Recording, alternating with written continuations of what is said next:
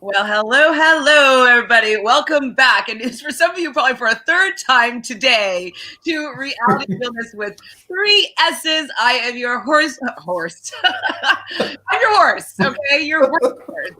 Actually, I am a horse in Chinese astrology, so maybe it was just me, Freudian slip here. So, Reality Realnesss with 3 S's. I am your host, Chantele Francis, here with my beautiful co-host. We have... My name is Phil. I am also a horse, and my name Phil actually means lover of horses. So maybe you put that out there on purpose. Are you just making this up or no? No, that's true. Philip means lover of horses. Wow. Like Philly? Yeah. And you're considered the year of the horse as well?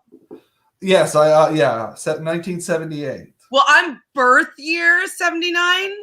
So it's a little different, but it's before the Chinese New Year. So I do fall into 78 in that sense. But I am, so we're both the year of the horse. So I mean, I meant that, you know. That's right. It was a segue for me. Perfect.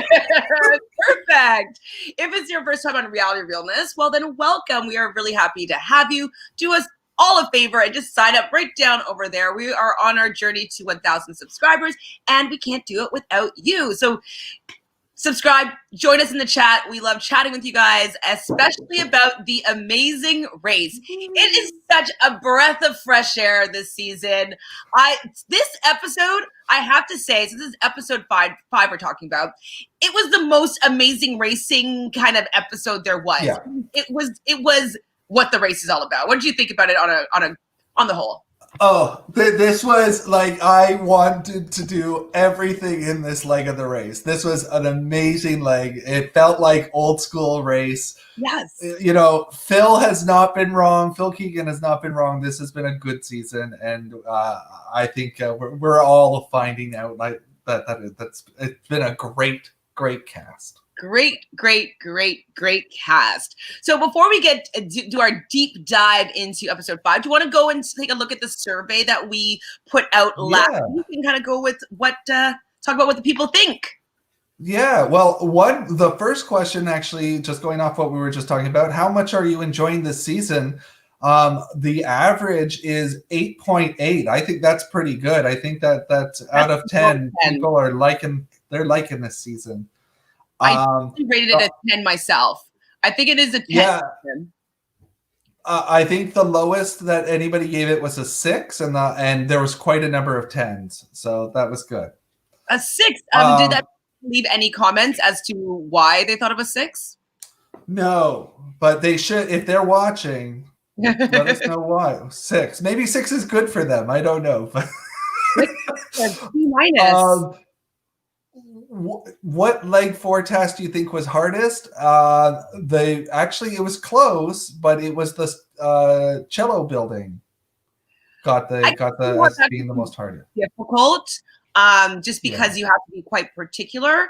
But I would say that no, because many people were able to get a grasp of it pretty quickly.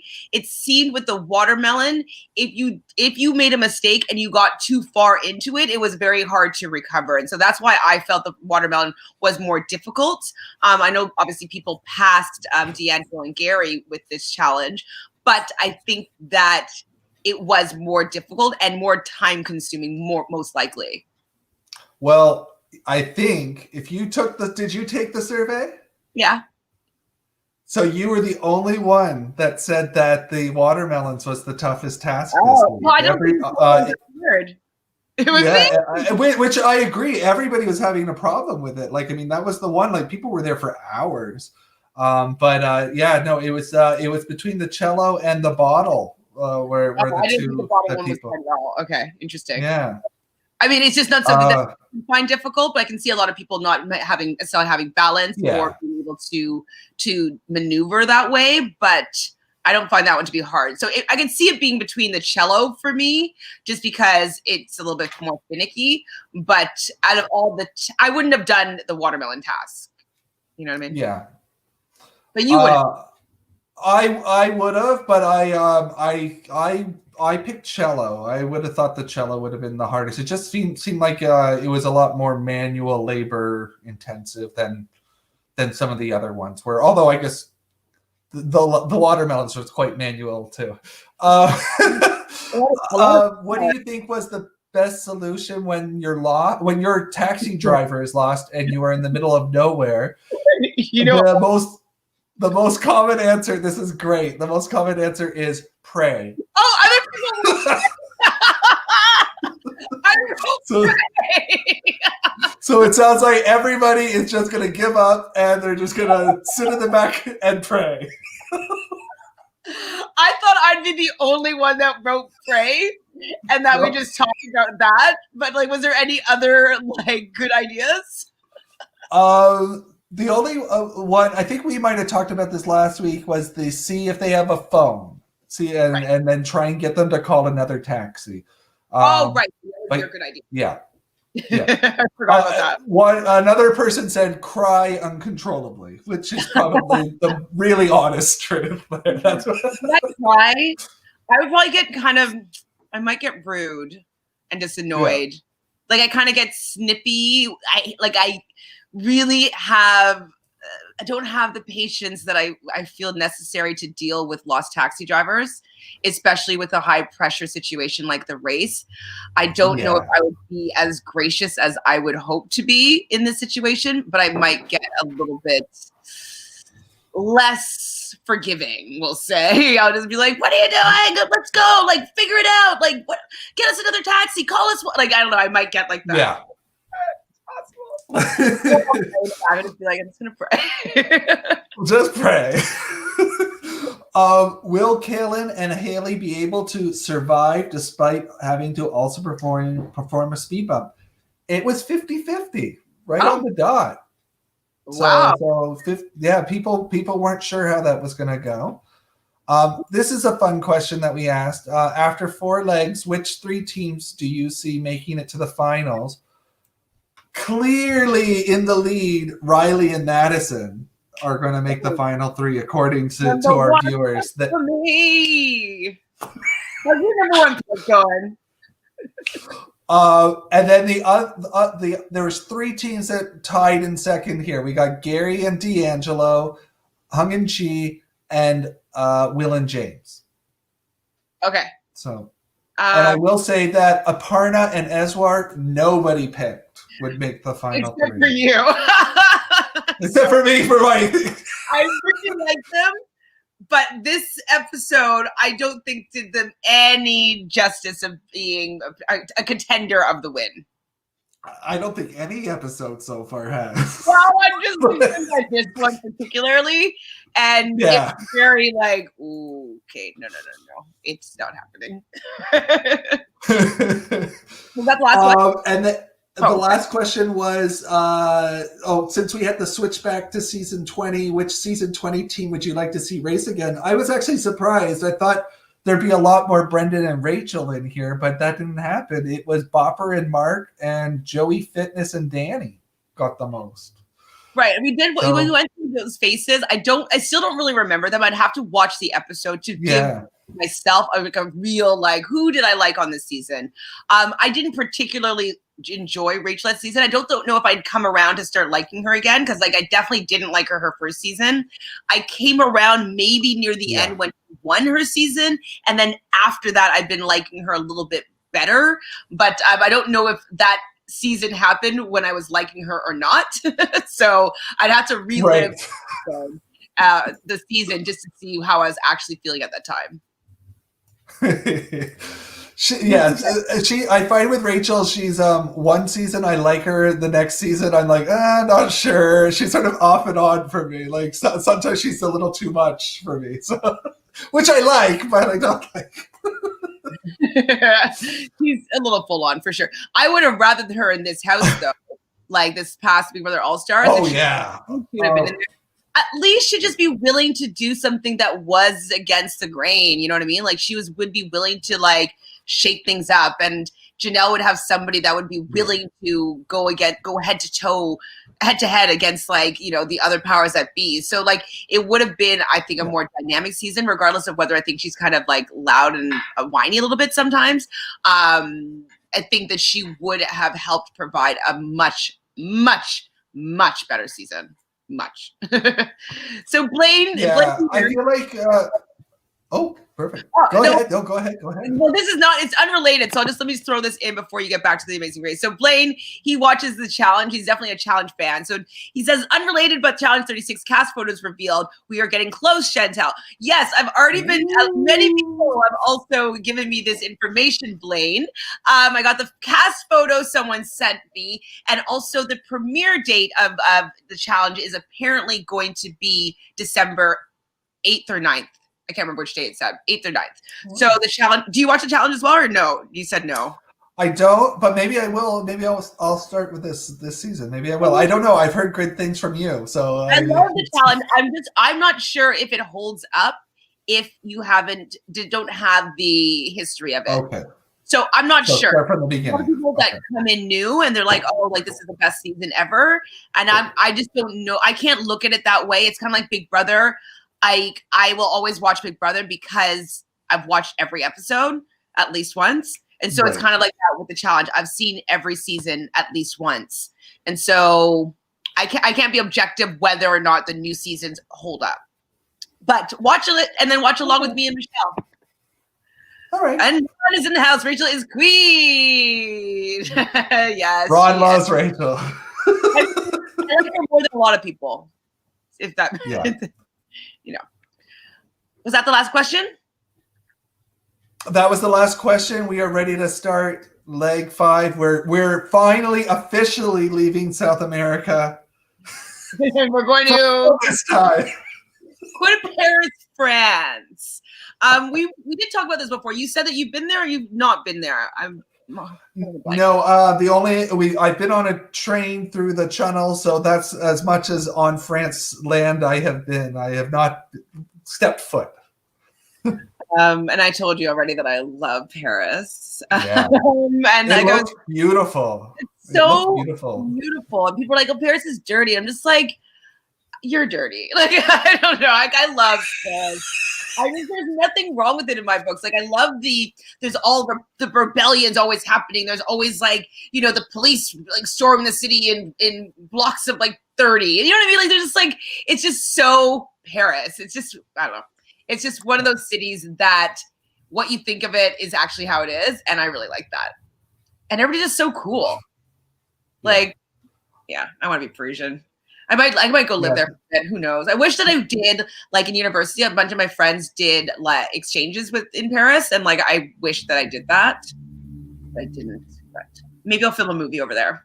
So they have to go to Domaine de Chantilly. And every time they started saying I thought they were saying my name. Because people do call me Chantilly or Shanty or Shanshan or Chanterelle. So I was like, oh, they're talking about me. So Will and James leave at 1:41 a.m. and to get on a flight to Paris. And so they all are talking about, well, especially Will and Grace, I keep on calling them out. Will and James talking to them about, the self-drive and, we practice standard because we know, me and you know, every Amazing Race superfan knows that the equalizer tends to be being able to drive stick shift in Europe. And even more so, like if they had to go to England and they had to do stick shift with their left hand, like, come on, guys, figure it out. But I definitely felt as like, we did see the preview for the next episode, so we knew that Will was going to have trouble, but this was definitely foreshadowing. What did you think about this ominous? Oh yeah, as soon as that edit comes out, the team that says, "Oh, I think I'm going to be good at it," or "We're going to try our best. We're going to see what happens." That's the team that you go, "Oh no!" And there was 2 teams that were like that this time that were saying, I was like, "Oh, this is going to be interesting." Yeah, they're like, "Oh, this is really exciting." They're so excited. I'm like, "Oh, don't be too excited because you needed a couple more lessons for sure." So about 14 minutes later, Michelle and Victoria, who were second place, they leave as well. They kind of named themselves as Michelle being someone to lose their temper, and then Victoria being the peacekeeper. And so that was also really interesting to hear them decide what their roles are. And it actually is really fitting for them. Like, Victoria does keep the peace. And I think that that could be maybe detrimental to the game, their game, because it kind of allows Michelle to steamroll Victoria. And Victoria doesn't necessarily stand up or like kind of push back, which you kind of need that pushback sometimes in the race, because you know you want someone to challenge what you're saying, so you make sure you do it right. What it reminds me of, have you read the book Outliers? No. Well, what he talks about was, I think it was Japanese Airlines. If I'm wrong, you'll understand the gist of the story, so I might not have all the information correct. But they talk about how there was so many plane crashes that were happening, and they were trying to get to the bottom of why Air Japan, we'll say, was having all these plane crashes. And what they learned was the fact that because there is a hierarchy within addressing your superior, sometimes the first officer, even if they saw something that was occurring, that they didn't want to talk down to or disrespect their pilot, their captain. And so they would not necessarily say things that were very important or that he would need to know within flying this plane to keep everybody safe. So within that knowledge of just within even language within Japanese culture, the language that they use to address their superiors doesn't allow them to even offer like we'll say an inferior position. So that's where they started actually teaching that in English. So like flight school and stuff like that is happening in, we'll say, Japan in English, because we don't have those hierarchies on how to address superiors. And so they're able to just say the facts and just say the information, as opposed to having different influences in how they address the captain. So I'm wondering, it just popped up for me thinking about it, this team, I wonder if a bit of that is maybe why they spiral downhill, is that they have an interesting hierarchy in how they respect each other and approach each other, and that maybe that stopped them from doing well. Yeah, I mean, when I talk to people who say that they're going to go on the race or doing races, they always say things like, we talked it out and you're responsible for this. And it's like right off the bat, it's like, maybe that's not a good way to approach it. Like, it's good to know what people's strengths are and all that are, but it's also good not to typecast people into certain things, because then it could really come back and haunt you, right? And if she's been put into this role of the passive person that's going to just do what she says because she's building the team up that way, that could be really bad. If something comes up, she's like, well, but you were responsible for saying that or catching that, right? Exactly. So as much as like I love this team, I thought that their communication, we'll say, and how they interact as sisters, I think was their downfall. And we're going to watch it as it goes, this whole episode. Oh, I'm so sad. Next out, so Leo and Alana, they leave at 2:35, so almost an hour after Will and James. And then right behind them is Riley and Madison. So Riley, though, says that he spent 5 years in Europe and that he is very adept in driving standard. I felt confident about him saying that, so I was like, okay. Yeah, I didn't hear any like weird like music in the background where it was like, oh, something to watch out for here. That's not true. He said that he's fluent in stick shift. Fluent. Yeah. All right. And I think I know who is who now. Okay. I think so. If we saw a picture and we put them up, I would know who is Riley and who's Madison. All right. I feel good about this. You know, I actually was like, I need to figure this out. I still don't know the blondes who's who, because they look very much alike but different. So I haven't figured out who is whom. But that's next. For next, well, That's next. spoiler alert. Okay. For next week. Next up is Ishwar and Aparna, and they leave at 3:11. So they're like almost an hour and a half out of the leader boards. So what Ishwar and Aparna was saying is that the race so far is that they it's been highlighting their weaknesses, and they were hoping that it would be able to highlight their strengths. And we were kind of talking that they haven't been doing very well. You picked them as your first teen. So why did you pick them as your first teen? And how do you think that what you knew about them is kind of failing them to how they've been performing so far? Yeah, originally when I picked them, I was picking them mainly based on energy. I felt like they had really great energy for the race. I thought that they seemed to have a good union between the two of them. They seem to be cohesive. I one of the things that I'm noticing with them that we're not seeing is they don't see. I don't know if they're enjoying the race. Like they seem to. I'm not seeing a lot of fun out of them from it. They seem to be maybe taking it too seriously to the point that they're self-sabotaging themselves. I don't know. But yeah, we're also not seeing a lot of them, like, which makes me very scared because that usually is then a team that sort of makes it to the middle of the pack and they go. So unless they do something big, their weeks are going to be numbered, and I don't like that because they're on my team. I know. But I was very hopeful for them. I was like, I think they've got this young energy, and they seem very smart. So they need some tasks that cater to what they're good at. I think with the two of them that they're not well versed in the Amazing Race. I think that they might have maybe applied for the show. Maybe they saw a season and they're like, oh, that would be fun. I should do this with my brother. But I don't think they know a lot about what they would need to, what skills they would need to have. And I think that even if they had a little bit more knowledge of the race, that maybe then they would just be just a little bit better at things. You know what I mean? Like it just seems like they're just learning too much. They're learning that they have to get a taxi, learning that they have to do this, learning that they have to do that. And so I don't think that they get a chance to enjoy anything because they're just learning so much. I think this is a funny comment. Oh, Ron, I think Riley has a beard. Yes, Riley has a beard. Are you sure it's Riley who has the beard?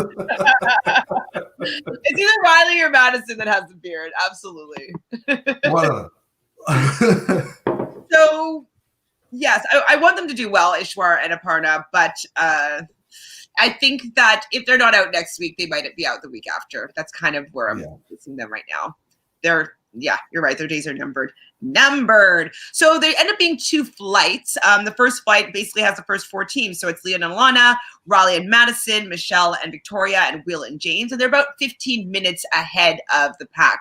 I wish that they had continued showing the times of people leaving, which they didn't do, which I was like, I really like seeing how far apart they are, especially if they're going to be equalized at the airport. Like I want to know that, Ishwar and Aparna are an hour and a half behind the leaderboard. Like I want to know that, even if they get equalized. Do you agree? Yeah, I mean, it was very interesting because for them, they got this question of they made a statement that they were saying they were like, oh, we got to make sure we get on a better flight. Like, we're going to make sure we get on a better flight. And then, like, nothing came of that. And then it just showed the first 4 teams are on this one and then the back 4 teams. And then you didn't see what those other 3 teams, what their times were at all. So I'm wondering, were they set? Those flights were already set and it was like first 4 and the other 4. And then if you could switch them, I don't know. But you know what? That's probably what happened. Sorry, I just figured. I think I figured it out. So the first 5 teams, whatever, they got there in a timely fashion. Like they kind of got in the same kind of ballpark of time. Yeah. And then I'm sure that D'Angelo and Gary were like hours after them, but they probably already had flights booked, like first group, second group. So maybe they didn't want to show them that they're leaving less than the 6 hours time difference apart. And so maybe they just were like, and after that, and so maybe they just like spaced it out so they can catch the second flight, but not necessarily the difference of time between the official time on the leaderboard. Right. That's what I'm thinking. They might have had less rest time, maybe, than everybody, but I think that is why.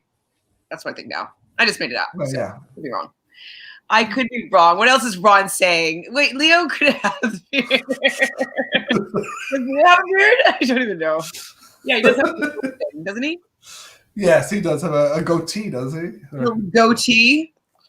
Okay, so this was very, very interesting, and I definitely would like to hear what you would do in this situation. So they get to the Paris airport. I guess it's CDG, Charles de Gaulle, probably. Yep. And they are in the parking garage, and they need to drive the little Volkswagen Beetle or Volkswagen GTI, I don't know, whatever. And they get out of the parking ramps. And Will decides to try to take off behind Riley and Madison, who just like zippity zip zip zip out of there, and he stalls on the ramp and cannot get it to kick out of, well, we learn it's third gear, but kick out of first gear. Yeah.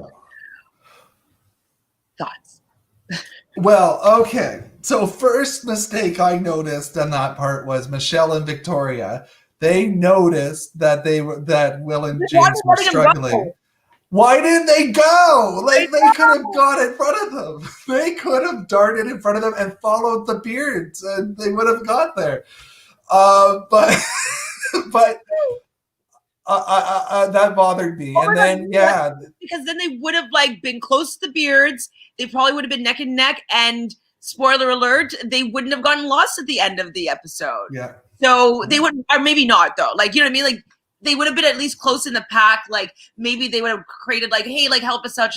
Like, oh, let me follow you. Whatever. They might have just created something like that just to keep ahead of the whole pack. But that, I think you're right. That was the moment where their game went downhill. I was like, oh, yeah, they should have just, because they said it. They go, oh, they're struggling with the car, and there was room at that point. They should have just zoomed ahead and just. I thought that they were going to do that. I definitely clocked that moment. I'm like, why are you letting the guy that can't drive standard get in front of you? Like, go catch up to Riley and Madison. Like, like go zippity zip catch them. I didn't realize how bad it was going to be for their game, and I didn't realize how bad Will was going to be at driving standard.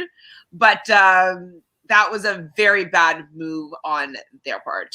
Very bad. So but can you drive standard? I need to learn. So how about you? Yes. You can. Oh, right.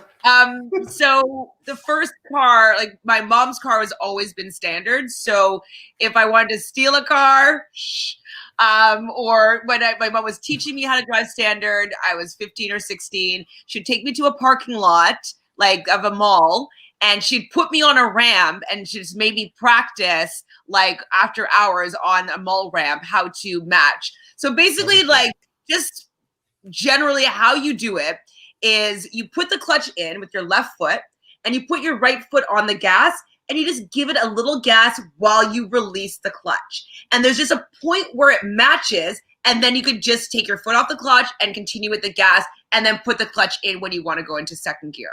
So it's really actually very easy, and you can feel the match. But my mom would make me practice on a hill because it's going to be rolling back, and that sensation of rolling back when you're you're in neutral, that's a little bit scary, especially if there's cars behind you.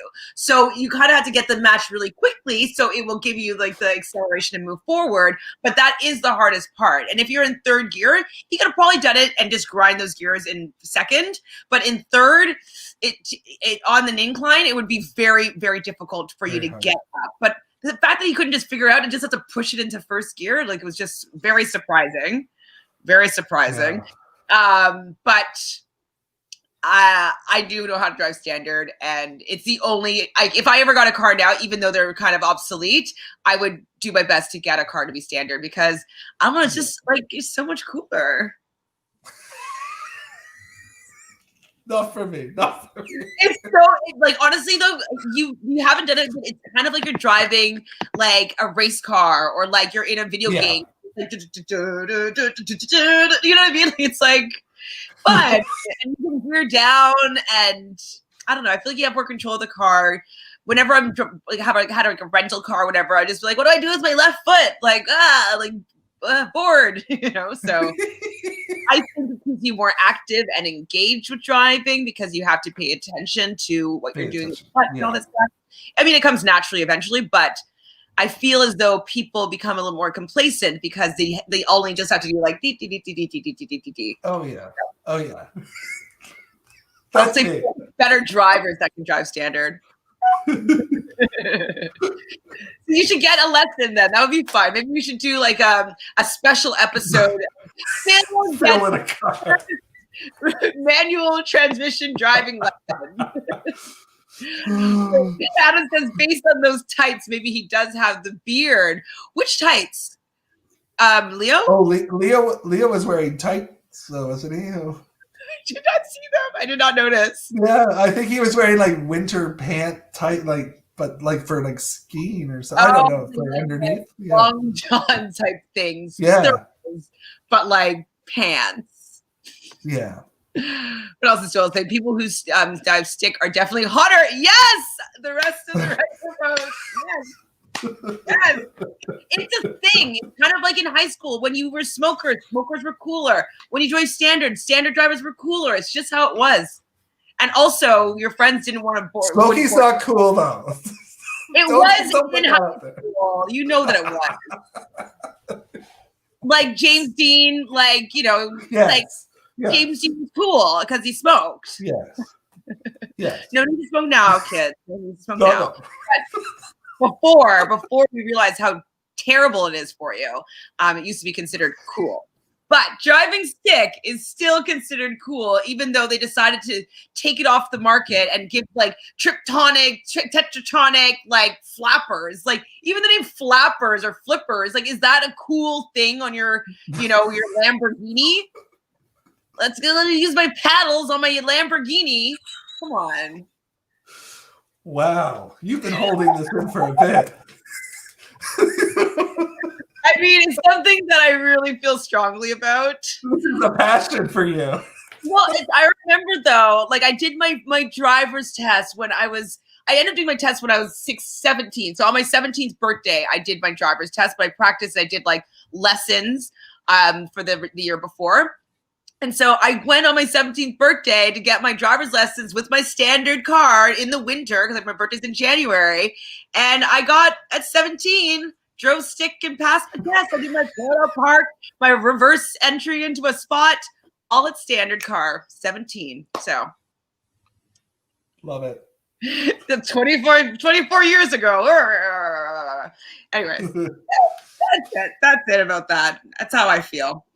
So would you then, if you were Leo in the tights, would you have gone and helped Will and James? See, it's a tough situation. I kind of feel like they did make a good call there because time, it did get them out. I'm glad to see that Will and James at least let both the teams that were behind go past them at that point. That's nice. They didn't have to do that, but that's nice that they did. Yeah, I think he made the right call there because I think, they would have just been sitting there. I don't think he was going to figure it out for a while. So what about you? Do you think that was smart, or do you think I would have done it sooner? If I was Michelle and Thing, I would have probably done it as them, gone out and got them moving. Yeah, I wouldn't have sat behind them for as long as it seems like they did before Leo like ran up the ramp and did that. And then Will was obviously running beside the car up to the top of the ramp. So I think that I would have done it sooner. But I was happy that Leo put his pride and all that stuff aside and realized that it's actually in his best interest to get that car out of his way. And it's still helping them. Yes, it's going to help them in the fact that they don't have to go up this hill, but it's not going to help you staying behind them. So I'm happy that they were able to take their upsetness up with Will and James out of the equation and realize that it's best for their game to get that car out of their way. So for that moment, they took that anger out for that moment, not that moment. Yeah, they were really bad, eh? I felt both sides were like, I was like, okay, that was 2 episodes ago. Let go of the yield now, or the U-turn. It's done. Like, you guys are too focused on each other's team at this point. You got to remember your race. So. That's true. I'm wondering why Will and James are so mad about it. Yeah. They seem to be more mad after that Leo moved their car. Like they seem to be put off because I guess he did give a bit of an attitude when he did it.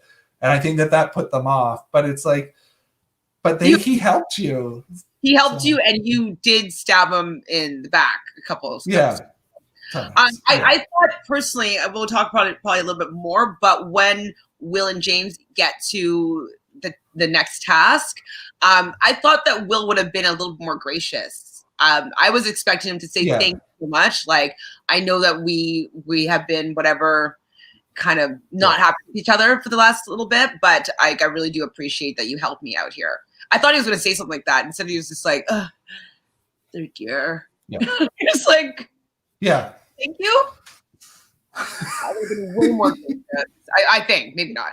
Adam says Leo made the right call, but what was with James being grumpy about Leo's help later? Exactly. Let Leo make a sly comment about helping them despite the U-turn. Yes, I don't mind Leo making that comment. Like, he can still be a little bit bitter. I think that it hasn't worn off yet. I don't think that Will had the right to be grumpy with him still. Well, no, they U-turned them and got help from them. They haven't. Leo and Alana actually haven't really done anything bad to them. Yet. Yeah, it's kind of like I just give you a little bit of attitude. I'm being a little bit snarky, but like you almost screwed their game over. What? And then we helped you. Why are you being rude? But I still like Will and James better than Leo and Alana, unfortunately, for whatever reason. First on the roadblock is Riley and Madison. No surprise here. They took off quickly. Riley knows how to drive stick. And basically, the roadblock is who has an eye for art. So what they have to do is match. So they had like a whole room of different pretty famous pieces of art. And then in an adjacent room, there were all different characters of people that could be in these art pieces. And there were 9 specific characters that related to specific art pieces in the room. What did you think about this as a challenge? And would it be me or you that does it? Well, I'd be all in if you wanted me to. I love this challenge. I love challenges like this where you have to spot the differences, look for details, pay attention to things. This is actually, I will give myself some credit because I keep saying no, I won't do that. This is a good one for Phil. This is a good one because I am a very Excel spreadsheet organized. This is how things work. So I would be really good at this challenge, and I thought it was a lot of fun. It was nice to see the all these people in character doing the party. It was a fun one. It definitely was a fun one. I didn't find for me that the replicas, like the people looked enough like because I'm like, oh, I thought it was gonna be wrong, and I was like, oh, it's right. Like, oh, okay. Yeah. So I don't know how obvious it would be when you're actually in the room with these people. A lot of people were saying that the good people or the people that the 9 people were kind of more colorful and less kind of subdued than the other people. So that's interesting. Yeah. But I didn't necessarily find that they were good replicas, some of them. Yeah, I think it was probably more the specific details on things that you had to look for. So not necessarily the exact color, but just sort of like if they had a ring on and if they had the types of the cut on the neck and that kind of thing. Like you have to look for that stuff. But yeah. So Michelle and Victoria, the second part 2 of their spiral down for this episode, they missed the exit. And I believe that Leo and Alana, they could see them going in a different way than they were going. And I was hoping that Leo and Alana were the ones that were misstep. Yeah. But it was not. It was Michelle and Victoria. So this is the first time that they get lost. Oh, yeah. It's such a sad episode. So pretty quickly, he just kind of he found someone with facial hair, hilarious, since they're the bearded people. I don't know if you knew that, but I they didn't have beards. know that. They have beards. How'd you know that? Who told you? So they finish up pretty quickly. They finish it before anybody else shows up, if I'm not mistaken. And then the second part of the route info is that they have to go and whip up some chantilly and fill up 4 pies. So basically, it's like making whipped cream and filling it up in pies. Have you ever had to do that manually? Yeah, we've made whipped cream before, so I mean, it's tough, but we've done that for desserts. I mean, I eat. So. Like with like a thing, or did you actually use your hands? No, with the whisk. Like, yeah, definitely, yeah. No, I've done that. We're dessert people, me and my husband. So. Yeah, actually, I wanted to say one thing I really liked was that all the tasks for the first part seem to be very close to one another on this beautiful location. That, like, I was like, I want to go here. Like, this is beautiful. If I go to France, I'm going to put this on the list. I want to go to this place and see. Oh, absolutely. I mean, everywhere in Paris, I find looks like that. You're just like, how? There's something about these cities that they've just been there for so long, and like they just have so much history within them. I felt the same way when I was in Rome on that same trip. Like, I was on a city bus driving by the Colosseum, and I was like, what is happening? Like it's just so mind-boggling to know that these have existed for thousands of years. It's just like, say, what? Hundreds at least. Anyways, yes, I would definitely go and take a look and just smell that countryside air, and it looks great. So yes, I would join you on this trip. All right. And we called it Cream of the Crop, which I thought was a cute name for this route info. So we get a little soundbite from Alana being like, oh, well, look at this. We're at the, maybe my master's in fine arts will pay off. Like, it's fine. Like, I know a bazillion people that have a master's in fine arts. Like, it's yes. Just, I think, because I just don't appreciate them right now. Well, yeah, I mean, it had nothing to do with that at all. You is look at a painting and find the person in the painting. You didn't really need to know. Who's lying? Who's lying? Eating desserts. Oh. We eat desserts. We're dessert people. I'm more of a dessert person. Yeah, we have a little soundbite of freaking Alana, like, just throwing it in there. I know she's probably being prompted by the producers, so like I'll take a little bit of the onus off of her for that. But it's just kind of like, you don't need her master's in fine art for this one. Sorry, honey. But she does it, and she did it pretty quickly, if I'm not mistaken, right? Yeah. I guess we're not at them finishing. So we see that Kaylin cannot drive stick either and are lost. So that's one of the blonde sisters. And they definitely still have to go and do their speed bump, which really, really sucks. So Michelle and Vic are also lost. They had to stop and get directions. And this is where Will and James actually show up, and Leo is waiting for Alana to complete this task. And so it was just like an awkward moment. I wanted him to be just a little more gracious, and I just didn't expect him to be so like cold and not appreciative of like the fact that their game could have been tanked if Leo didn't help them. This was the exact moment where I shouted out loud, and I was just like, these two teams are way too focused on each other. Like, this is not good for your race, guy. Like, either of them. They need to. This isn't voting out people game. Like, you don't need to worry about the other teams. Focus on yourselves. So.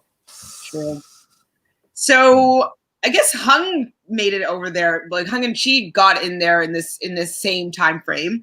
And Hung was doing the task, and she was going to focus on Jesus. And so she found a painting that looks like Jesus, and then she found something that looked like the painting of Jesus, and she was pretty smart with that. Yeah, like, I think that you would just go and look at maybe at people that had either bright colors or very distinguishing marks or like a big jacket or something that you could be like, okay, I can see somebody looking like that. They're not going to get someone just in like a plain dress. You know what I mean? It's going to be something that's very specific. So the fact that she was looking for Jesus, I think was perfect. And she found Jesus. She found Jesus. She was finding Jesus like in her taxi ride in Paraguay in the back seat when they're lost. So they have to deliver these pies that they make, these Chantilly lace pies, or not Chantilly lace, but Chantilly pies. They have to go through and just place on a table. But little do we know that they have to throw pies at them. That's right. Do you think that they would have made them go back and make another pie if they dropped it? You do? Yes. Yeah. I'm pretty sure because that's tough. But I think that they would have done that because they did say there was like a finished spot for them to go to put it down. So, well, I'm pretty sure that they would have. And then they put all the pie back in the thing and continued and put it on the table. Well, I mean, we're gonna have to ask Phil. I don't know. Phil. Okay, what is he saying to me? For as much as Chantele dislikes Leo and Alana, thank you, Adam. Please love them because they're on my team. So I do want them to win in a strange sort of way. But I guess. But you're not going to put the energy on it. No, not positive energy. So if you want to put positive energy for me on them winning, that will be great.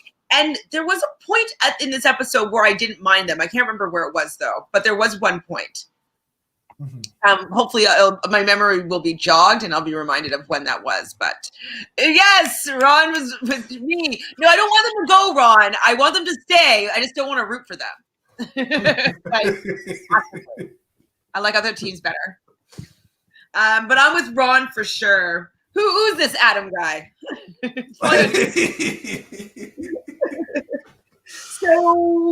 So they, whatchamacallit, who said it? Madison and Riley say it to Hung and Chi, correct? They warned them about the pie people. Was it them?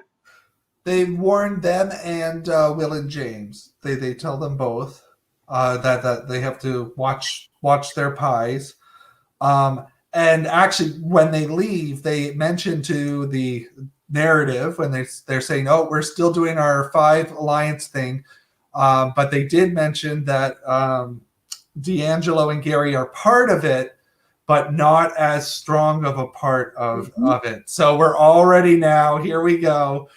You know, they're jockeying for positions, and of course, it's one of the strong teams against another strong team. They're saying, "No, we got to get rid of that other strong team." And we talk about the edit and sound bites whenever they're placed in. They're very carefully chosen.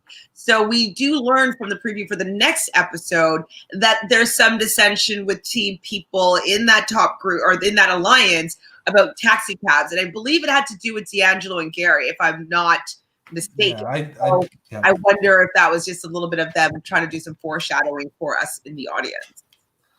Yeah, it's got to come. I know it's totally going to come.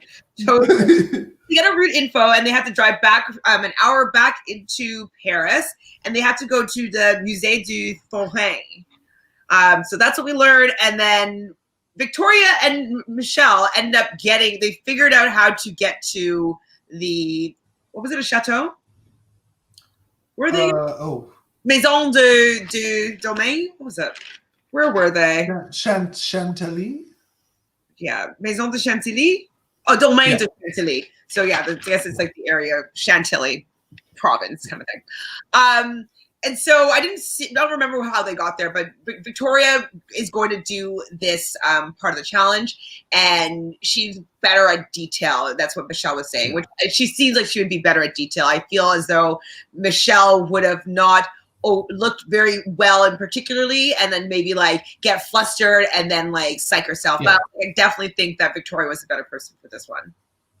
And they knocked it out of the park again, like on a task. Like they seem to be really good at the tasks. It's the getting to the tasks part that seems to. trip them up. It's like a luxury car dealer specialist. Like, she's driven before, so just directions. I mean, I think that the biggest problem about this is that people are more reliant on GPS and having, series boys dictate on when they need to go and get off exits and this and that. I remember back in the day, especially when The Amazing Race first started, GPS wasn't a thing. If I needed to get somewhere, I'd go to MapQuest and print out a map. And and I'd print it out in the steps as opposed to the actual, it depends actually, but as the steps and be like, okay, this is what I have to do next. And I'd be following a map or following the directions. And so I feel as though you probably feel the same way because we're about the same age, that we would probably do better in these navigation tasks because we haven't been so reliant on GPS telling us exactly where to go. Right. And I think we also know that the best places to go to the gas station, go to the hotel, go find a concierge at a hotel, go get the right people who know the city so that they can get you to the right write place. It down. You will not remember. Not print it out. Yeah. Remember. It's 100% chance that you will forget. So write it down. Anyways. I can go on and on about how I'm disappointed with people losing the race for their own self-driving. It sucks when it's the taxi drivers that make them lose, but when it's something that they can just be a little bit better at, it's disappointing, because other people could figure it out. So that means that they are capable of figuring it out, But they did blow through that challenge, and I was pretty impressed by them being able to nail that one. What was really funny though is when Hung was going through and getting the pies thrown at her, her hat kicked down over her face, just she couldn't see. It was wonderful. It was very cute and funny. That happened to one of the blonde girls too, and I think and they were wanting to eat the pie while they're. It was definitely a good moment. Very cute. Yeah. So they get to a yield. So the yield is happening basically before the next roadblock. I guess. Wait, who would that have? I guess it would have been. Okay, they're so far. Riley and Madison, they're so far ahead. I'm just realizing, because they're basically showing what's happening next. But I'm like, wait, we're not there yet. And I'm like, no. They showed us because Riley and Madison were already basically. So they get to the yield. They obviously choose not to yield anybody. And then they had to do the second roadblocks. And so this is why I'm saying it was so much like an old school Amazing Race, that we have all these parts. Each of the people in the couple are tested in this leg of the race. They have to do a robot. They have to do the girl has to do the speed bump. There's just a lot of amazing raceness happening in this episode that I loved. Now, I do have a question. Did they have to have the other person that didn't do the first roadblock do the second? Yes, I believe so, because I think everybody did that, and I think they actually the volleyball players had mentioned that at the beginning. They're like, "Oh, it's got to be the other person." So I wasn't sure if they I were. think that rule was on there. I wasn't sure if they were saying that or if it was actually a rule. No, that has been a rule when there's two roadblocks in a leg. It's very rarely. I think maybe the first time they did it, they let people pick who did it, but I think ever since then it's always been whoever doesn't do the first one has to do the second one. Because I like Carnival games, but I don't know if I'd have been great at all of these ones.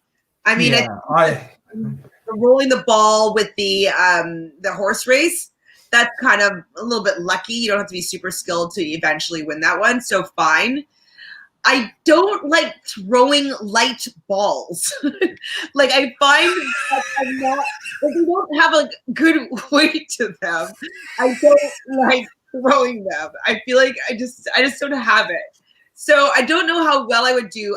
I guess we didn't have to know. You don't like throwing balls into mouths? No, I'm not good at it. I need more practice. So the second one, I think I'd do okay with knocking down all the cans, because it didn't seem like you had to get them all off the table or the right. So that made it easier. If you had to get it all off in those three 3 throws? I don't think so. But then the last one was the hardest one, and Riley had the most trouble with that one, was throwing the ball into the mouth. I've definitely been able to get good at things, and so if I was in the lead there, I think that I would be able to eventually figure out and get the strategy of it. But if I was feeling like pressure, I don't know if I would have the aim. So yeah, I feel like there was a lot of editing here on this task. I don't really think that they probably struggled the most on some of this stuff. I think it's because they were the first team and they wanted to show what was going on so the audience understood what all the things were. Because I think that there would have been some other teams that would have struggled with that one, or the knocking down the cans. And even that horse racing game one it's kind of luck throw, but it was 100%. This was one of the best roadblocks like that somebody could dream of doing. The people there that were working there were amazing. Like, they were so excited to have people there and in character. When the guy with the cans and the guy went, "Oh my gosh, you did it!" Like, I was like, this guy's wonderful. It was so much fun. It was definitely a lot of fun. I would just have been worried that this was that you might have been better at this task than I would have been at this task. Yeah. I feel like we would have been out in the front, so like I just have time to like chill and figure it out. Like, I've gotten good at darts when I for like an hour. I just practice playing darts. So I think I would be able to get the hang of it eventually. I just don't know if we'd have the luxury of time. So Ron agrees with you. This next roadblock is probably one of his favorite roadblocks ever. That's so fun. It was fun. Adam, but you like to throw I like weighted balls and like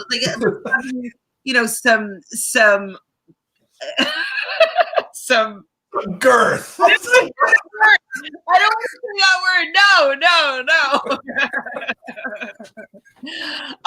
Just like it's easier, I find, to throw heavier items than light ones. It just seems that it's flimsy and you use too much energy for the amount of ball you're throwing, and I just don't understand like the math of like how much force. Whatever. I'm just not good at it. Heavy balls are hard to hold. We're getting into an R-rated show here. I'm gonna have to bleep all the balls records. Okay, so I was really surprised about how unsupportive Riley was with like Madison. So you saw it for the first time, I think, the older brother, younger brother dynamic, because I never knew who was older or who was younger. But this episode, for sure, we knew that Riley was the older brother at this point. Yeah, I think the pressure of being in first place, they really wanted this win. And they were worried another team was going to show up. But I think that they were far ahead. I think we'll find out that their time, we're going to go, whoa, they were really ahead of the other teams. Really ahead. We do learn something new about Gary. So Gary and D'Angelo show up at the first roadblock, and Gary is an art historian and he really loves art and has art pieces in his home. That was unexpected. Did you expect that? I didn't. Apparently, D'Angelo's never been in Gary's home, if this is the case. Being the close friend that he is, he's never actually gone over to Gary's house, so I don't know about that. But yeah, no, I thought that it was funny. I thought D'Angelo's reaction to it was fantastic. Very entertaining, for sure. The blondes finally make it to their speed bump. Yes, they get there. Well, they basically get to the task, and the speed bump was nearby. If I'm correct here. I think the speed bump was probably down the stairs to the side. It was on the property, yeah. And so they just had to clean this 2 saddles of a horse. What do you think about this as a speed bump task? I know we were always talking about like they're usually pretty easy. What do you think about how did this rank? I don't think it ranked like high. I mean, I think it's like, I don't know. I didn't get anything out of it. I don't really like. I'm not going to remember it next week. Like, it was a waste of TV time. I really find the speed bump confusing because sometimes, very very rarely, but sometimes they're really difficult, and it's like they want that team out for sure. And then some of them are really easy. I don't think that this would have. I think they were still in last at this point. Like, so they probably would have got eliminated if things didn't go the way they did this leg. But I don't know. It was a cheesy speed bump. I think I'd rather them get back to the whole, like, you're marked for elimination or something like that.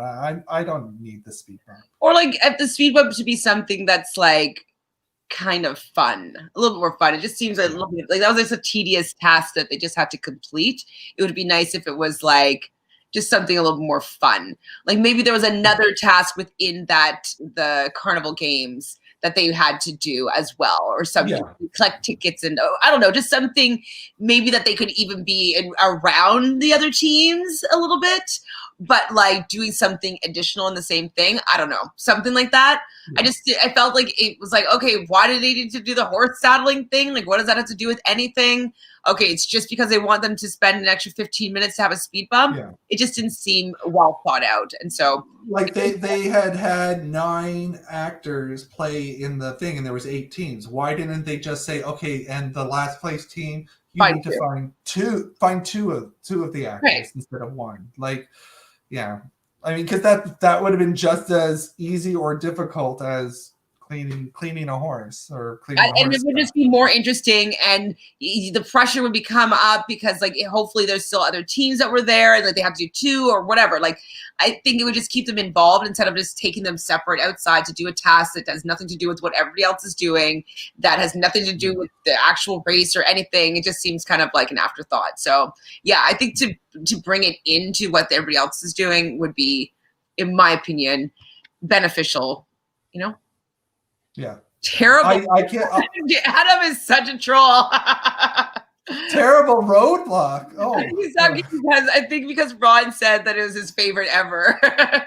Oh, that's why I'm saying he's a troll.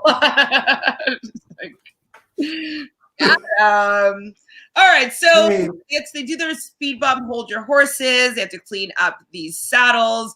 I thought it was pretty easy. Gary, though, and the actual roadblock, gets it on his first try. Like, he didn't seem to have any trouble with figuring out who these people were. So I was impressed that he had an eye for detail. Go, Gary. He's an art lover. Yes. So Aparna, though, your girl Aparna is also at this roadblock at this time. And she is having a lot of trouble. But I felt really bad because she kept saying that she didn't want to let her brother down. And I think that not wanting to let her brother down really stopped her from just taking a deep breath, like, and being a little bit more thorough instead of just grabbing people and saying the name. You know what I mean? Yeah. She took her 16 tries to get that. Yeah. So I think she got out of her head and wasn't thinking about what she was doing, and she didn't just like stop for a second and go, okay, what do I have to do really? Like, I think she was just found somebody that was maybe wearing like yellow and went, okay, they're wearing yellow. I'm going to find someone wearing yellow. And that's not what the task was. It was to look for the details parts. And maybe she was looking more at the facial, the way that they looked like physically as opposed to the actual outfit too. So I don't know, but it seemed like that's a lot. It's compared to everybody getting it on their first try. Like, that seems like a big jump to go that much. So, and I feel bad. Am I mistaken here, though? They didn't even remove the people that were already guests, right? It was always 9 people roaming around, correct? I don't know. I was wondering that too. I kind of thought that they might have eliminated them because I was wondering that, because what would they do though with other teams there, like that are waiting? Like, I guess the partners aren't supposed to talk to the other person, but couldn't they just be like, oh, well, that's one, like, grab them? So I don't know. I think they might have got eliminated, but The only reason that was we so gotta look into that. the last teams, right? They only have one out of that whole room, as opposed to everybody before them having 2, 3, 4, 5, up to 9. So Right. that's the only reason why I was thinking that maybe they didn't do that. But then it makes you have an advantage for being there first. So Yeah. I'm not sure. I'm going to listen to some Amazing Race updates, and I'll see if the teams that talk on different podcasts, if they mention that. I'm going to find out. Yeah. Well, I think we should do a Twitter shout out to Phil Keoghan and ask him our questions. Done. We will. We'll do it. Did you get any more Twitter followers this week? I've got I think I'm up to 4, maybe 3 or 4. I didn't hit my goal. Your goal was 3. The goal was 10. Was it 10 by the end of the season? No, it was this week. Oh, it's going to be now 10 by the end of the season. Reality Phils. We'll get you up there. We'll get you playing in sequester, more sequester stuff, and then you'll have all those people join you. Perfect. So Madison, they go back to Madison at the Carnival Games, and Madison changes his strategy, and it starts being more specific with his throw instead of willy-nilly, and he's able to nail it, boom, boom, boom, the one that I think would be the most difficult out of the 3 of them. And he finally, Madison, or Riley was happy with Madison, the fact that he got it, because he was just rolling his eyes, I can't watch this. He's so bad at this, and poor younger brother, just kind of I just want to make my big brother proud of me. He's so much pressure, man. Sibling. Do you think though, because you're in a situation where everything is fun and silly around you, that people that aren't doing the tasks would look at it and go, "This is simple. You should be able to do this. This is silly." I don't know. I think that adds to the stress a little bit, because it's no, I'm trying my hardest. Yeah, leave me alone. I'm sorry that I suck at this. You're not even doing it, so we don't even know if you'd be good. But yeah, I still think that you should have done this one. So we might be in a bit of trouble here. All right. So they had to go to the pit stop right after this, which is great. They go to the Pont des Arts, and this was commissioned by Napoleon. Pont means a bridge. And so there's many different bridges in Paris and in France. And so, yeah, Madison and whatchamacallit, Riley are number 1, and they win a trip for 2 to Vietnam. Have you been to Vietnam? I have not. Me neither. So that's about it. What did I write here? I wrote Leo seemed to suck, but figured it out quickly. Oh, in the very beginning with the ball throw. With the throw. She was very encouraging though, and she is very supportive. And I think there was the scene in a taxi or something where she's like, "You're a snack," or they're just talking about how each of them are super cute or whatever. That they're their favorite persons. And so I like the fact that we know that they've gotten married since then. And so I like that this was kind of the beginning of their relationship, and now they've been together for now 3 years, and they're married since. So I like seeing a little bit of insight into the fact that they really like each other. Yeah, I never questioned that they were together. Even from the beginning, I was like, these two are together. My question always was, how will they be with the other teams? But definitely they. Oh yes, the speed bump was terrible. Sorry. You weren't trolling. I take that back. Whoops, I bet the speed bump was terrible. You had better ideas for it. Yeah, I mean they needed to workshop that for sure. Suck. Ron, what if they watch this podcast? We gotta be a little bit nice to that. I'm kidding. Just you be you. Wow. That's right. What were you saying? Don't bring them on the camera though. That's all good. So this soundbite of it wasn't a soundbite, it was actually a clip of Alana talking about Hung and Chi, because they were just able to kind of Hung comes in, he does this particular challenge, just we didn't even see him do any of it. It was all of a sudden boom, boom, boom, he's done. And a lot of like Hung and Chi are made of magic and fairy dust, because he just was so good at, I guess, this game and maybe in the race in general. Like they just pick things up quite well. Yeah, they're the team to beat, I think, right now. They're I mean, they're a wonderful draft pick, and I am in love with them so much. No, they are. They're really good, and I mean, he was very cool under pressure. He didn't seem to be freaking out at all. He seemed to be like, I can do this, and did it. Like he was on the ball. No pun intended. So how did you make it to the bat? They're second again. Am I correct there? They are second, yes. And so then we have third up is going to be Leo and Alana. They talk about art and cooking and games and driving are all their favorite things, apparently. I'm happy that they didn't go out. I didn't want them to be first, though. So I'm happy where they placed. That's fine by me. They can be there. But then I say, uh-oh, Michelle and Victoria are lost again. And I thought they were in the clear the last time when they made it to the museum.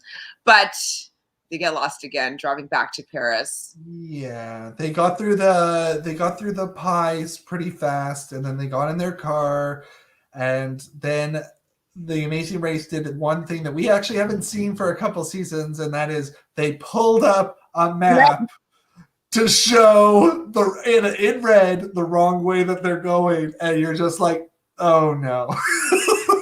Oh man. Yeah, so they were going to the wrong museum, I think, originally, and then it turned out to be a big mistake. Big mistake, huge. Big mistake. So when Will and James gets to the mat, so they get there fourth, and Phil says that they want to revoke their license here in Paris or in France because they didn't know how to drive stick shift. So the fact that Phil is trolling them, what do you think about this? I think that's a two-part. That's a message to Will and James, and that's a message to the audience. There, one more time, like 32 seasons in, and I'm guilty for this too. 32 seasons in, you want to be on this race, you should know you've got to have somebody on your team has to know how to do this because it's going to come up. It's going to come up. Always. Yeah. Always. All other countries other than North America have standard cars. And Will and James, I mean, they have professed they're big Amazing Race fans. Obviously, last week they showed that they were practicing with the bottle, like they know. And I think that the trying to drive the stick was something that they did to learn for the race. Like I don't think it was something that they learned before that, so it was definitely for the race. I don't know. There could also be the little bit like I'm in a European car. I don't know. Like I don't know. I'm trying to give them an excuse. No, but maybe that can. No, okay. So Phil slammed them, and they deserved it. They deserved it. I was really surprised, though. I mean, it made me feel as though Phil likes them because, like, why is he kind of going in on them and like. He doesn't need to throw salt in that wound at all, you know? So I think that they might have like a friendly relationship to an extent. And so it was leading me to believe that they go far, actually, because of the fact that like it seems that they have a good relationship with Phil. I don't know. Yeah, that wouldn't surprise me. I think they're the edit that we were seeing from them. They're getting a lot of attention. It's either going to be something to do with that 5-person alliance and they're responsible, or it's they get to the end, or it's both. And I actually right now I'm kind of feeling like it's both. I think that there's a good chance that they get to the end, and I still kind of feel like they're going to be the stirring the pot when it comes down to the 5 breaking up the 5 teams. So we'll see. So the next scene, oh my god, it's so heartbreaking. Was the blondes asking for directions in, I don't know where they were, but somewhere in France, in English. and then stalling their car at the same time while asking for directions in English. I was just mortified for these two blonde girls, clearly American, like asking these people for directions. Like they were making light of it themselves, just being like, "Oh God, we're so embarrassing." But I was mortified for them. How did you feel about this little scene? Well, I thought my favorite part of that whole scene was all you could hear was a honk in the background. There was some person had their hand on the horn and it just nonstop. It's like, oh, they're holding up traffic. Like, you know how that's the one thing though that you probably wouldn't like about driving standard. It is very embarrassing when you stall. Yeah, embarrassing. I mean, nobody usually cares, but like for the person that's driving, you think that everybody's looking at you and cares, but it is embarrassing. So maybe that's what I'm just like, oh my God, like they stall and then they're speaking English. Oh my God, it's so bad. Well, these girls. But well, and they probably at that point thought like they're out. Yeah. Right. So they're probably just laughing, having fun, and going, "Who cares?" So at this point, it's true.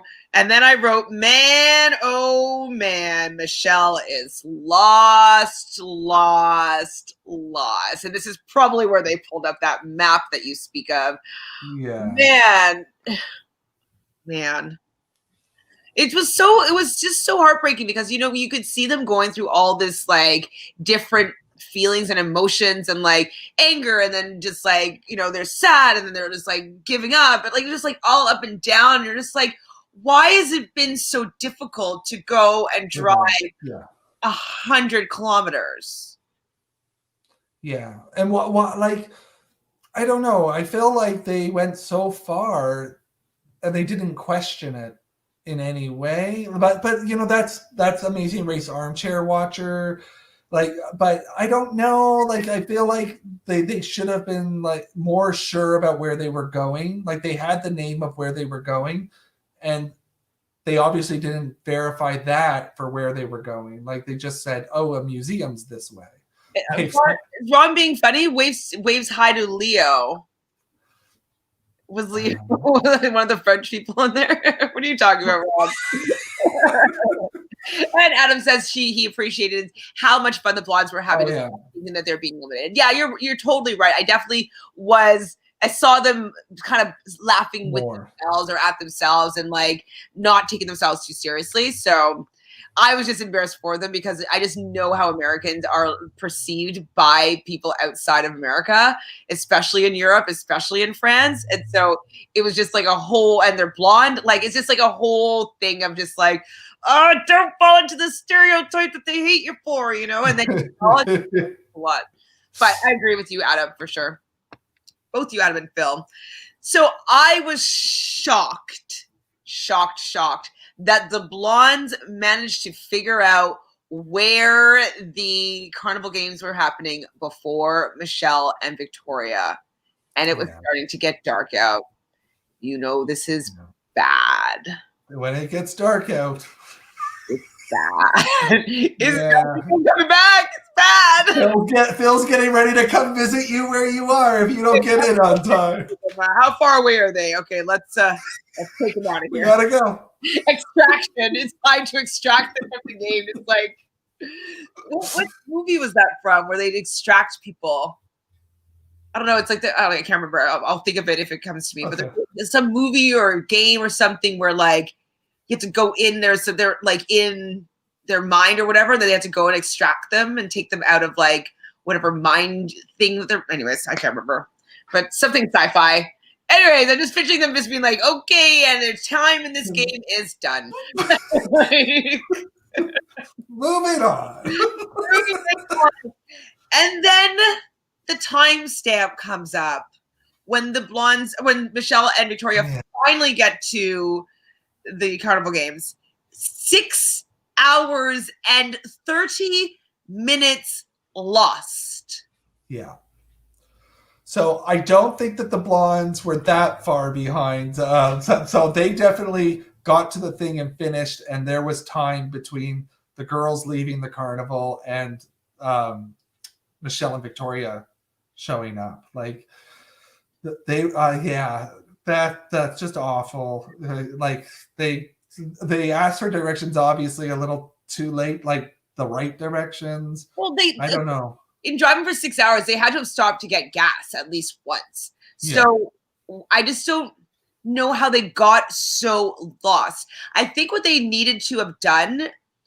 Okay, I'm just troubleshooting this now, so it could be the completely wrong strategy. But what I'm thinking right now is that instead of trying to get to the museum, I think they should have tried to get back to the last landmark that was more easily identifiable, because it would have been easy for everybody to get there from the paintings and the pie place, right?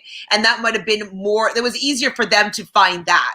So I would have probably tried to get directions to that instead of this obscure little place where they're doing these carnival games. It's not necessarily a landmark. And then maybe start from there again and try to get back on track. I think that they messed up with trying to find the obscure location when they veered so far away from people that might even know what they're talking about, you know? Yeah, I feel like they needed to get printed directions. That's my gut. They needed to get to like they were downtown Paris. They need to get themselves into a hotel and get some printed directions. Like maybe an hour in, they're like, okay, we should do this. Like, I don't know if I could have driven for almost 7 hours. Like, that's how long the flight is from Toronto to Paris, is about that. Yeah. I wouldn't have been driving around that much. I would have stopped way before that. Yeah. Hire, it would cost money, but hire a taxi and follow the taxi. Like, that's a good idea. We've seen this in the race before. Like I feel like they just sort of just kept going and they didn't like go, okay, we gotta really think about this. Well, and also Phil says, and I guess they put the soundbite in on purpose, was the hour-long drive back to Paris. Yeah. So I don't know if that was written in their instructions and they just didn't see that. But when I'm saying this, obviously armchair television watcher, whatever. I don't know what's going to actually happen on this race. But I feel as though I would use the speedometer and I'd be like, okay, they said 100 kilometers. I'm putting the 100 kilometers on. So I should know that if I'm in this ballpark, I should be able to find it around now. And if I don't find it around now, that means I'm most likely very lost or I went the wrong direction. So I feel like I would use that to my advantage. But I still think that people are just rely so heavily on GPS that they don't use all the functions of the car to be able to help them at least stay in the ballpark of what they're supposed to be doing. Yeah. People are afraid to ask. That's true too. Because it's like, I want my GPS. I don't want to talk to other people. And it's like, you got to talk to people on this race. I don't like getting lost, so I'd rather just ask for directions. Yeah, just ask. You're not weak. You're not weak if you ask. No, it's okay if you don't know. You don't have to know everything. Of course. It's bad, man. So the Blondes get there and they are 7th. And I actually cried at the end of this when Victoria and Michelle finally get to the mat. And they're defeated, obviously, but they did finish the task, it seems. And that they said they're best friends now. And they never really said that they loved each other beforehand. And so they definitely found a new strength within their relationship. So I was very pleasantly surprised by the fact that I was very emotional for them. Yeah, I liked this team from the beginning. Their story was interesting. I think it did play out well on the race. I think we kind of knew that there was. You're right. It is probably the Matrix. Maybe it's another. Very good. And I just think, I was sad to see them go. I was just I felt for at least an hour after the episode. I was like, ugh, I wish they had stayed. I was really rooting for them. They were a stronger team than I thought that they would be. We've had many seasons, I would say the last 5 or 6 seasons, the girl teams, I don't remember them too well. this team I'm going to remember, and I hope that, like, I mean, if they bring back a team from this season, I wouldn't mind this team coming back because they're definitely a fan favorite. Well, Michelle is for sure. People have been like really liking Michelle and her energy, and like, you know, she's just kind of a kooky character, and like she's kind of tough, and but then she's like good at stuff. Like, so she's definitely the fan favorite out of the duo. But I would not be surprised at all if they came back for an All Stars or like a second chances type. I hope so. I hope so, because their relationship, I think, really strengthened through this and grew into something new. And I would like to see what it would become a second time, like now that they have strengthened that relationship. The movie, I just figured it out. It was 12 Monkeys. Have you seen it? Oh, yeah. Okay, yeah. I haven't seen that for so long. No, scene where they're looking, I can't remember exactly how it goes, and they just want to extract like them, and then they put in like the whole tape of the Christmas whatever. Anyways, it was 12 Monkeys that I'm thinking of when they're talking about extracting somebody, something like that. That's it. Okay, what's going on with the survey? And I had a note. The greeter also was fantastic in Paris. I thought like he was like listening in and going like this with his eyes, like he was really interested. He doesn't understand English at all, but like it's like yes. All right, so yeah, we made a survey. The link is in the description for today's video, or on Facebook. You'll be able to find it. So feel free to fill it out. We'd love to hear from our fans. All right. So let's Ron and Adam, they better fill it out. There we go. So question number 1 is drama from the first U-turn seemed to still be affecting 2 of the teams. Which team are you siding with? So Leo and Alana, Will and James. You can pick I like both teams, or I'm not rooting for either of the teams. I'm rooting for Will and James here. All right. What about you? I'm going to say right now, I'm still not rooting for either of these teams. Okay. Yeah, they're not my favorites out of all the teams. But I think that they're growing on me. 32 seasons in, if you were on The Amazing Race, truthfully, can you drive stick shift? So you said Marion Peach for the win. Oh, I see. Marion Peach. What season was that? Come on, Chantele. I don't know. 18. 2. Okay. Yeah, season 2. No, oh, I think they were the first. They were the first pair of sisters, I think, that ran the race ever. So yes, you've already answered. You can drive stick shift. I can't. So there we go. Chantele and I are giving each of our viewers 2 pies. Which 2 racers that are in the race would you like to throw a pie at? And I split it up. It's not the teams, it's the individual racers. So which 2 racers would you like to throw a pie at? I think Leo and Alana.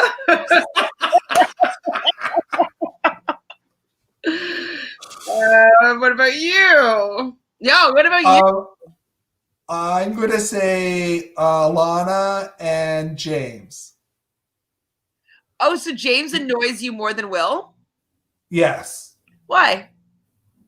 I don't know. He just does. He seems to get more upset about things. I didn't like how upset he was this leg with Leo, like helping them and then being upset with him for being like, I was like, yeah, you guys have done stuff to them, and he seems to be more of the sneaky one, in my opinion. I don't know. There's just something there. So come at me, everybody. So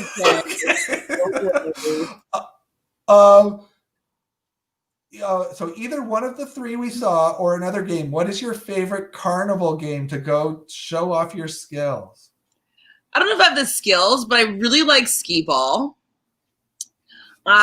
Every once in a while, I'll do really well at the bottle toss, and I'll get like one of those big prizes. But like, it takes a while for me to play and figure it out. I do also like, this is more of amusement park type thing, but when people try to guess my age, because they usually get it wrong. So Right. three that I can think of off the top of my head. I think that, I mean, I do like that rolling the ball horse racing game, but I think my best game is whack-a-mole. The food building is, Ron says the food building is his best game. ain't that the truth? The food pavilion. The food pavilion, he's always a winner. I think, yeah, I'd say whack-a-mole for me. I like that. I think I played whack-a-mole like once. Which leg 5 task do you think was hardest? I don't think that we can really say that any of them were overly hard. Mm-hmm. What would you say? We've got the art one. We've got the making the whipped cream. We've got the carnival games, and I threw in the cleaning the horse just for fun. I think maybe the whipped cream. Yeah. Only because, like, you know, your arms going to get tired, and it's not something that you do regularly. So, you know, you're going to slow down eventually, and you just have to do it then for a very long time. And so I think that would just be the most challenging, but it would be something that you know that you'll be able to do the longer the time that you put into it. But it just seems it would be tedious and challenging, but not difficult, if that makes sense. Yeah. I'm going to agree with you on that one, because I don't think that the other challenges were really tough. I think that is a physical task there. So I'll agree with you there. And were you surprised by this week's elimination? With how they were playing last episode, yes. Before that, I could maybe see this be their outcome, but it seemed like they really had started to figure things out, get in their groove a little bit. They came in second place. Like, I did feel as though they're good at the actual tasks, as you just said, but I didn't realize how much driving themselves was going to be detrimental to their game. So I am surprised by that, because I wouldn't have been surprised if I'm more surprised that the blondes stayed, basically, because I thought that the blondes were always just very happy and easygoing. They didn't take the race too seriously. Yeah. Not seriously enough for me to think that they're going to be a contender, if that makes sense. Totally. I will be surprised if we see any change in the blondes' attitude towards the race in general. I think that they're there to have fun. I don't necessarily think they've got the killer instinct to win the race. But yeah, I was really shocked to see Michelle and Victoria go. I was rooting for them to go far. I was like, oh, they're pulling it together. So, oh well. It's just kind of like, I wish that the non-elim was this leg, you know, like, or they messed up last leg or whatnot, because I do like them more than the blondes. Not that I want the blondes to leave necessarily, but if I had to trade one for the other, like, I would have way rather Michelle and Victoria stay. Way rather. So that's the poll. Where are we right now on the draft? We've got 3 teams each now, or? Do you have it pulled up there, or do I need to find it? I think I've lost 2 teams, and I think you've lost 2 teams now. Probably. So I've lost Jerry and Frank, and then I've also lost Devon and and Kelly, yeah, and I lost Nathan and Cody, I think it was the first, and then today Michelle and Victoria. So yes, so I know there's 7 teams, but the girls are on neither of our lists, so it's 3 and 3 for us. And we're doing pretty well, though. Like, we still, like, my top. I mean, I ranked Jerry and Frank higher. I should have done a little more research there, and I probably would have left them off and kept the blondes, taking the blondes instead, if I just did a little bit more research. But I think that we did pick the top teams for sure pretty quickly. Yeah. Like, there was no sleeper. No. No, no. Well, I'm going to say that I think my first pick might be the sleeper of this season. The opposite way. I think I'm going to be more shocked now at this point if they do win because they're not really getting a lot of edit. So yeah, I mean, I still really like them. I hope we see more of them just so I can see more about their personalities and their dynamic. I did enjoy seeing how terribly she did on this particular task, and that she didn't seem to course correct. You know what I mean? She just kept on just like grabbing people and pulling them over and just being like, oh, God, whoops, okay, that's not right. Like, instead of like, what am I doing wrong here? Let's figure this out. Like, everybody else seems to be able to do it. Like, I shouldn't be pulling 16 people over. Like, let's be thorough about this. I don't know. Yeah. So, and she had a couple people pass her, right? Like, I mean, so she saw other people get it like right away. I don't know. Yeah, I would have liked to have seen her go, okay, what am I not getting here? Like, something seems easier. But she's still in it. They are still in it. All my teams are still in it. Well, my favorites anyway. So I like Will and James, and I like Riley and Madison. So I'm happy that they're both still in it for me. I would like them to both be in the top 4. So that's good for me. And who are your top 2 teams that you have left? That I have left. I'm gonna say I probably would have put Michelle and Victoria in there, but now they're not. So I'm going to say Hung and Chi and Gary and D'Angelo are my top 2. I feel like no shade at all, but I feel like Gary and D'Angelo though, and they kind of are hit and miss. Sometimes they do really well, and sometimes they do really poorly. And so I feel like totally they would be the 4th place finisher. You know what I mean in that group? They seem to if a task really hangs them up, it seems like it hangs them up for a while. Yeah. We'll see. Really enjoyed talking about this episode with you. Thanks for chatting with me. Oh, of course. I'm thrilled to talk to you. Yay. And Ron and Adam, you better have followed Phil at Reality Phil's on Twitter. So then you'd have 4 people following you. Because I'm the other 2 people. Do you have anything going on that you would like people to follow you other than your Twitter? Do you have any games coming up that you're casting for or anything? No games right now. I am doing one thing which is really important. As you probably can tell, I'm growing a horrible mustache, sort of. You might be able to see it. So for men's health awareness. So you may see on my social medias that I'm posting a link if anybody wants to donate to it. It goes towards men's cancer support. So that would be lovely. If you give me the link, I'll put it in the description box, so you can find the description box of this that Phil is talking about in box below. Perfect. Soon. I'll put it up right after. And what's going on? Saw Ron. No, yeah, just join me on Twitter. Find me. There we go. He'll tweet in my ear. Ron said that he follows Phil around the house and tweets in his ear. Well, isn't that lovely? But that doesn't count as followers. So. How about you? What do you got going on? I know that you did a great talk today about Sequester, about the new Sequester going Absolutely. On. And so Jojo, who's a friend of Reality Realnesss, he talks on this sometimes, friend of Phil as well. We are both big fans of Sequester, the kind of live reality game, as well as Sequester Minis online. JoJo's kind of a star in that world, we'll say. And so we really want to tackle Sequester Season 4, a live reality game that's coming out November 29th, I think it is, 8 p.m. And so we're going to start doing recaps on Sundays. So today we did one, just kind of looking at the cast reveal. They just dropped the cast list. And so we just talked about our first impressions. We haven't done any deep dives into what we think that these people's games will be like or whatnot. We just kind of like first impressions if we didn't know them and talked about the people that we did know. So we will be continuing on Sunday evenings, most likely. We'll do a cast assessment. I guess it would be next week. What day is it today? Today's like the 12th.